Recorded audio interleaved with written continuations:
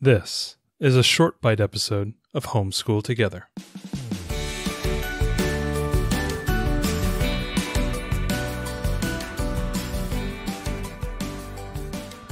Hello and welcome to Homeschool Together Short Bite Edition. Ariel, close your eyes. Ryan Holiday taught me that stillness is key. Relax and feel the tranquility. I'm sorry. I can hear our preschooler upstairs. She is refusing to go to bed, and it is almost 10 o'clock. It is not tranquil. So yes, we're talking about the game Tranquility. It's a nifty little card game from Lucky Duck Games. It's a 1 to 5 player game. It's a co-op, which I always love, and it's about 20 minutes. Confession time. We do not own this game, but our friends who are newlyweds, they actually received this as what I personally think is the coolest wedding gift ever, which is they got a basket of 2-player card and board games for their wedding from a friend. And I was like, man, that was just so cool. I wish I'd thought of it. As an aside, what we believe in my family as the perfect wedding gift, and my parents started this years ago, and so now we give it to all couples, is a picnic basket or a picnic backpack, depending on how adventurous the couple is. We got a picnic backpack for our wedding. It's like that one wedding gift that no bride or groom ever register for. No one else is going to get it. It's going to be a unique gift. It's something that they'll probably have forever because you don't use it and abuse it. Right. And depending on how well you know the couple, you can fill it with all kinds of tasty treats and other libations. It's always gone over really well. So the picnic basket is what we usually give, but we digress. So the game of Tranquility. Yeah. So they came over and showed this to us. And, when we first saw it, they were trying to tell us what it was, but basically it's a cooperative racco. Yeah, I guess it's the best way to describe it. But with a little bit of hanabi where you can't communicate. Yeah, so it's interesting. It's a big grid. It's like I want to say it's a 6x6. It's a 6x6 grid. No, it's even more than that. I think it was 8 almost. No, it's 6x6 because it's 36 in the center. It's a 6x6. Right. So it's a 6x6 grid that you're going to make. And basically, the grid has to start with a start card, end with a finish card, and in between there are number cards. They have to go in numerical order, and I believe I think the top card was 80. Is that right? Yeah, so if you can imagine. 1 to 80 the cards go. Yeah, 6 rows at the bottom, well, depending on where you put the start card, but essentially the bottom left will be the 1, and the top right would be the 80. And then you're playing cards in between without communicating. Right, so you have to put them in a numerical order, but that doesn't necessarily need to be sequential. So, for example, the bottom row could be 1, 3, 5, 6, 8, 10, right? Whatever, 6 cards there. But then the next row, it's got to start no lower than 11. Yeah. So, and you can play anywhere in the grid that you want to play. So when you first start out, you're kind of trying to gauge where you should play your cards. So there's a bit of math involved with kind of figuring out what each row roughly should be. And then there's trying to figure out those midpoints. Right. There's a further quirk to it. So you basically have a hand of, I think it's 5 cards, and you have your own, each has their own personal deck. There's no duplicates of these numbers, 1 through 80. Yeah. So you have your hand, you're going to play a card out of it, you're going to draw another card. So you have a limited supply of cards to choose from. If you play a card that's next to an existing card, you have to pay via discarding cards from your hand the difference between the 2 cards numerically. So if I play a 3 next to a 6, I need to discard 3 cards. And the problem is that if one of the players runs out of cards, the game is over. Mm-hmm. If you've discarded everything and then you're missing key numbers that might be needed by the team, then you all lose as well. Yeah. So there's a lot of ways you have to be really strategic with not only where you play your card, but what the difference is between the different cards on the table. So there was a lot of mental math in this game, a lot of quick subtraction. And it was interesting if you have 2 cards separated, that there's a single empty space between 2 cards. Whatever card you put in there, you pay the smaller of the difference between the card on the left or the card on the right. So if it was 1, 3, 6, as in the example, if I look to the left, that would be a 2-card discard. If I look to the right, it's a 3 card, so I only have to discard 2. Yep. So there's a ton of mental math, and you're trying to figure out like, where is it safe to play? How many cards am I going to have to discard? How many cards do I have left?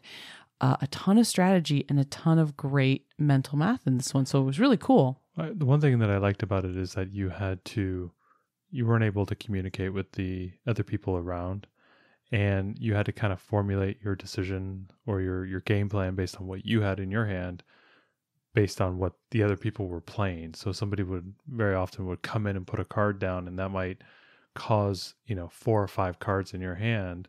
I think there was one point where I lost like 3 cards in my hand that they just couldn't be played anymore because there was not a gap for them to be played, because the way the cards fell onto the board, they consumed, 5 cards between them. And just like what you said, like somebody put a card down and it was like the lower end of that thing, and I had all the cards in between. Like I had like the 4 or 5, and I had the 4 and 5. Well, I can't play those, but those become convenient discard cards for you to use in order to pay for, to play the next card, or if you're going to play further up in the board.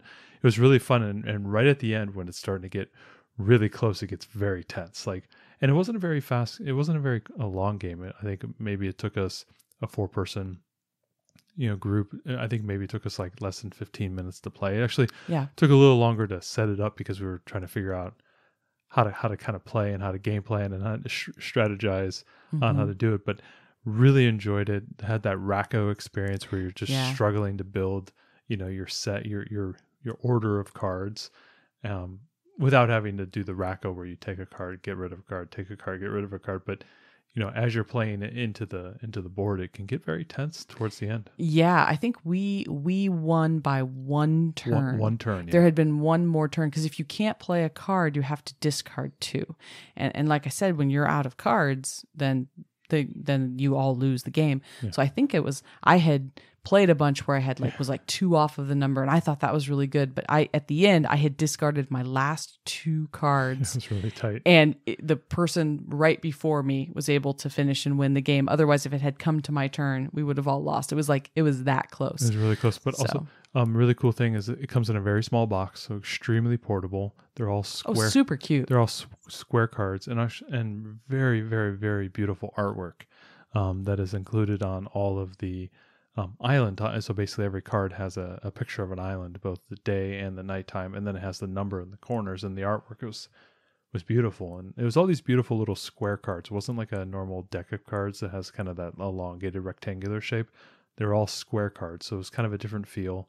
But the artwork, absolutely beautiful. The whole play of the game, and it's kind of quiet while you're playing a little bit, but then you're also hearing grunts and frustrated sighs and everything. So I was trying not to look at your spouse, going no, that was the card I was wanting. I wanted to play in that spot.